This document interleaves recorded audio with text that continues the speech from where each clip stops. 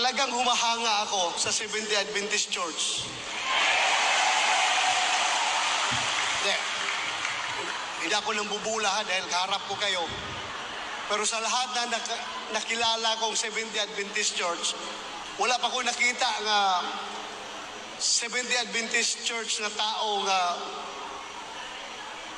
dautan. Puro tarong. Tinoon na. Puro tarong.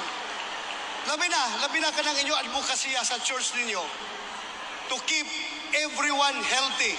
Alam ko, healthy conscious kayo. Lahat. Very conscious kayo sa health.